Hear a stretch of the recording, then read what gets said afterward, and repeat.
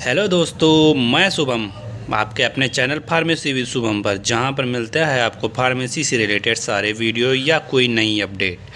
तो आज का आपका टॉपिक है रेडियो अमीनो एस्से, मतलब रिया RIA। तो ये जैसे हम अब पढ़ कहाँ से रहे हैं, मेरा एक सिलेबस है एमफॉर्म का। इम्यूनोलॉजिकल एस्से में रिया जो है फर्स्ट है, उसके बाद एलिशा है, उसके बाद है बायोल्यूमिनेशंस एस्से, ये हमें पढ़ने हैं। तो पहले आज का टॉपिक है रिया, वो पढ़ लेते हैं। तो रिया रिया मतलब हो गया रेडियो इम्यूनो एस्से। रेडियो इम्यूनो एस्से है क्या? ये आप लोगों ने एस्से पढ़ा होगा बैचलर में। तो एस्से क्या होता था? एस्से एक डिटेक्शन टेस्ट होता था जिसमें हम किसी चीज़ को डिटेक्ट करते थे।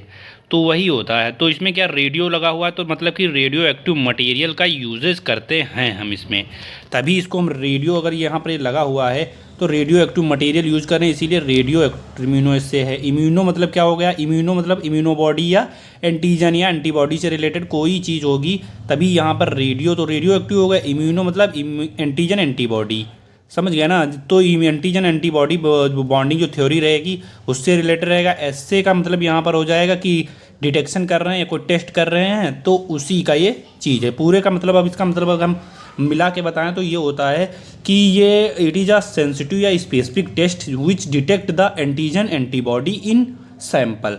किसी भी सैंपल में हम एंटीजन या एंटीबॉडी को डिटेक्ट करने के लिए एक टेस्ट करते हैं, उसे ही रेडियो इम्यूनो एस्से कहते हैं। वो भी रेडियो एक्टिव कंपाउंड को जोड़कर, यानी कि उसके साथ ही करते हैं। ठीक है। तो ये क्या होता है? रेडियो अमीनो एस्से। रेडियो अमीनो एस्से जो एक प्रकार का सेंसिटिव या स्पेसिफिक टेस्ट है जो कि डिटेक्ट करता है एंटीजन एंटीबॉडी को किसी भी सैंपल में। ठीक है। तो रेडियो अमीनो एस्से को जो है सबसे पहले जो है इसको खोजा था बाई 2 अमेरिकन बायोफिजिस्ट थे। एक तो थे रोसलियन वेलो एंड दूसरे थे आपके फिजिशियन सोलोमैन ए बेंसन, जो कि 1959 में 2 अमेरिकन बायोफिजिस्ट थे, रोसलियन वेलो एंड बंसन, अगर बर्शन भी बोल देंगे तब भी सही है, ऐसे बर्शन, जो कि इन्होंने 1959 में इसको खोजा था। इसके लिए इनको नोबेल प्राइज़ जो मिला था 1977, मतलब कि 1977 में इसको नोबेल प्राइज़ इस काम के लिए मिला था। 1959 में इन्होंने ये चीज़ खोजा था, फिर 1977 में इनको नोबेल प्राइज़ मिला था। यहाँ पर एक इंट्रोडक्शन भी दिया गया है कि रिया यानी कि RIA मतलब कि रेडियो अमीनो एस्से जो है is a one of the most sensitive technique for detecting antigen antibody. Antigen antibody का डिटेक्शन के लिए एक ये टेक्निक है या एक प्रकार का टेस्ट है जिसमें हम एंटीजन एंटीबॉडी को डिटेक्ट करते हैं। अगर हम यहाँ सेंसिटिव की बात करें तो सेंसिटिव मतलब कि यहाँ पर मैंने एक चीज़ यहाँ पर देखो लिखा होगा, एक मतलब 0.01 म्यूग्राम बाई ml। इससे भी छोटे जो भी मॉलिक्यूल या कंपाउंड होंगे उनमें भी एंटीजन एंटीबॉडी का डिटेक्शन हो सकेगा। इसका मतलब ये होता है। ठीक है। ये क्वालिटेटिव एंड क्वांटिटेटिव दोनों प्रकार के टेस्ट जो करता है। ठीक है। इसके बाद इसके हम सीधे प्रिंसिपल पर चलते हैं। क्या इसका प्रिंसिपल है, किस प्रिंसिपल पर ये बेस्ड है? ठीक है। तो ये आपको और भी लोगों ने पढ़ाया होगा कि रेडियो अमीनो एस्से क्या होता है, उसका क्या प्रिंसिपल है। तो मैं भी उसको और ईजी वे में समझाने की कोशिश करूँगा। ठीक है, बने रहिए। तो इसमें जो कुछ कुछ रिक्वायर्ड होता है इस टेस्ट में, क्या होता है? Hot antigen and cold antigen.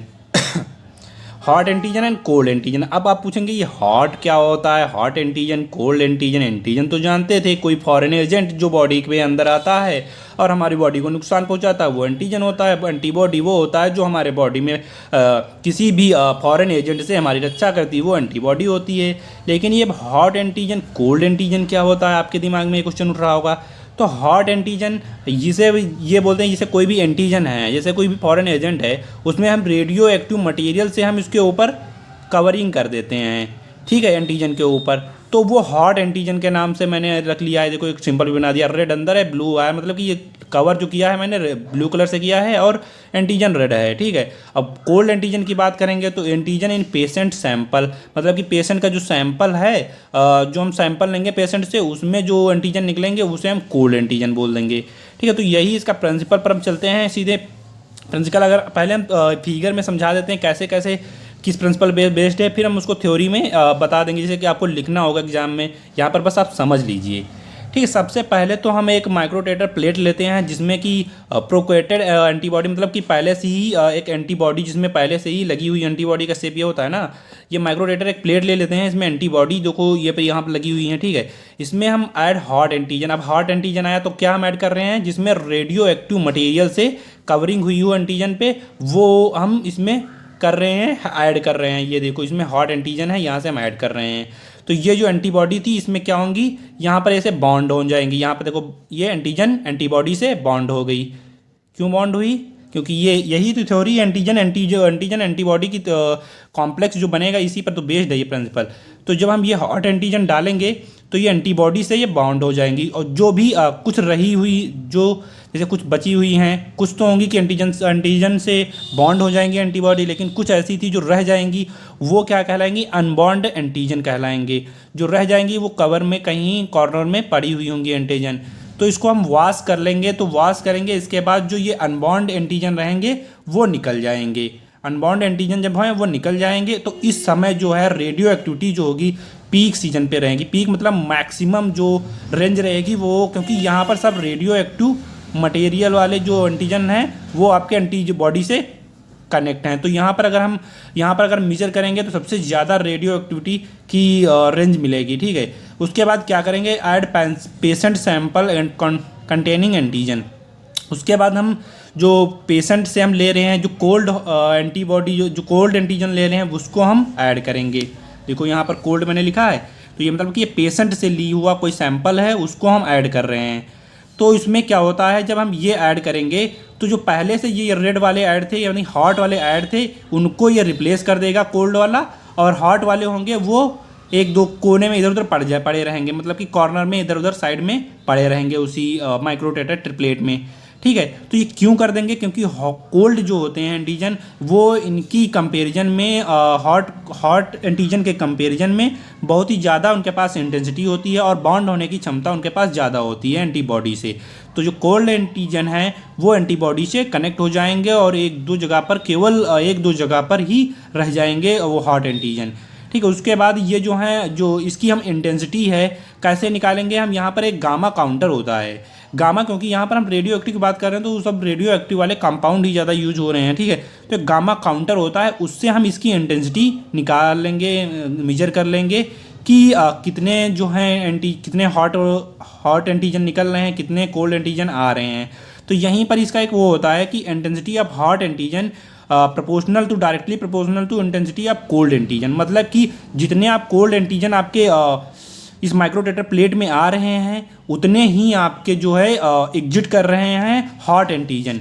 इनका यहाँ पर ही एक कॉन्सेप्ट क्लियर हो जाता है कि intensity of hot antigen directly proportional to intensity of cold antigen, मतलब कि जितने भी यहाँ पर आपके कोल्ड एंटीजन आ रहे हैं उतने ही हॉट एंटीजन एग्जिट हो रहे हैं, ठीक है। तो इसी को हम आप थ्योरी में देख लेते हैं कैसे क्या थ्योरी है। अगर हम प्रिंसिपल, तो हम ये जो बता रहे थे ये भी प्रिंसिपल ही है, लेकिन हम अभी आपको थ्योरी में जैसे बता दें कि क्या लिखना रहेगा वो तो लिखेंगे। इसके अलावा भी antigen antibody bind specifically to form the antigen antibody complex. अब हम एंटीजन एंटीबॉडी जो है एक स्पेसिफिक बॉन्ड से बंधेंगे और वो क्या बनाएंगे, एंटीजन एंटीबॉडी कॉम्प्लेक्स बना लेंगे, ठीक है।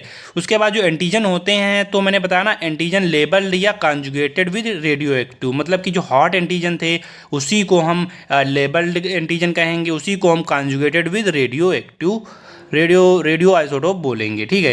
तो द अनलेबल्ड एंटीजन जो रहेंगे, unlabelled antigen from the sample complete with radio label antigen to bind on paratopes of the specific antibody.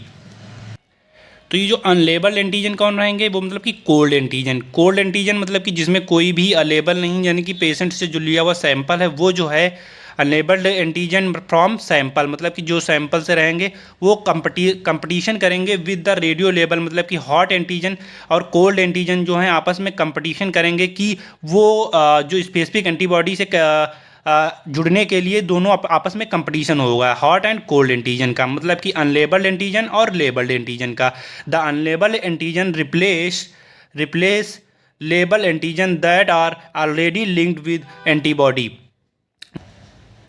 Unlabelled मतलब कि यहाँ पर क्या कह रहा है कि जो पेशेंट से लिए हुए जो एंटीजन हैं, यहाँ पर जो अनलेबल एंटीजन हैं वो पेशेंट से लिए हुए हैं, वो रिप्लेस कर देंगे जो लेबल्ड मतलब रेडियो एक्टिव को रिप्लेस कर देंगे जो कि पहले से जुड़े हुए थे। मतलब कि यहाँ पर जो मैंने कॉन्सेप्ट बताया था कि ये जो हैं जैसे कि पहले से ये जुड़े हुए हैं, क्या ये हॉट वाले जुड़े हुए हैं, हम ये अनलेबल्ड या फिर कोल्ड एंटीजन डाल रहे हैं तो यहाँ पर ये आके जुड़ जाएंगे और ये हॉट वाले जो हैं उनको रिप्लेस कर देंगे। वही चीज़ यहाँ पर इन्होंने समझाया कि जो अनलेबल्ड जो एंटीजन रहेंगे रिप्लेस कर देंगे लेबल्ड एंटीजन को, डाटा जो पहले से ही जुड़े हुए थे एंटीबॉडी से। फिर क्या हो गया, increase the amount of free radio label antigen in solution. मतलब कि जब इसको रिप्लेस कर देंगे तो इसमें जो है कोल्ड वाले जो है जुड़ जाएंगे, तो ये जो हॉट वाले हैं जिसमें रेडियो एक्टिव कंपाउंड से बने हुए होते हैं वो क्या होगा, इस सोल्यूशन जो इसमें रहेगा उसमें बढ़ जाएगी, उसकी मात्रा बढ़ जाएगी। तब क्या होगा, concentration of free labelled antigen bond unlabel मतलब कि डायरेक्टली प्रोपोर्शनल टू होगा लेबल्ड मतलब कि निकल रहे हैं और जो आ रहे हैं, इनका मतलब यही होगा। ये जो कॉम्बिनेशन है 3 प्रिंसिपल पर डिपेंड होता है। Immune reaction antigen antibody bonding. मतलब कि ये जो प्रिंसिपल है तीन ही चीज़ों पर बेस होती है। जैसे कि पहले तो एंटीजन एंटीबॉडी की बाइंडिंग होगी, मतलब कि जो अगर बॉन्ड ही नहीं बनेंगे एंटीजन एंटीबॉडी का तो कैसे ये सॉल्व होगा। तो पहले तो यही एक पहला है एंड इम्यून रिएक्शन मतलब कि एंटीजन एंटीबॉडी बॉन्डिंग होगी। फिर दूसरा है कम्पिटेटिव बॉन्डिंग और कम्पिटेटिव डिस्प्लेसमेंट रिएक्शन। मतलब कि जब कम्पिटेटिव मतलब कि जब हॉट एंड कोल्ड आपस में कंपटीशन करेंगे कि मैं जुड़ूँ कि वो जुड़ेगा, जिसकी ज़्यादा एबिलिटी होगी वो जुड़ेगा, या फिर किसी को डिस्प्लेस करके उसकी जगह पर जुड़ना होगा। तो ये दूसरा पॉइंट है। तीसरा पॉइंट है मेजरमेंट ऑफ रेडियो एमिशन। मतलब कि कितना क्या रेडियो एमिशन रेडियो एक्टिविटी कितनी निकल रही है, ये सब मेजरमेंट होगा। यही 3 पॉइंट पर ये प्रिंसिपल बेस्ड है जो कि मैंने आपको फिगर के जरिए और आपको मैंने थ्योरी के जरिए समझाया है। इसके बाद हम प्रोसीजर देख लेंगे। प्रोसीजर मतलब कि देख लेंगे कि मेथड कैसे क्या हम इसको प्रोसेस कर रहे हैं। तो बिल्कुल सेम ही प्रोसीजर है, वो भी बता देते हैं।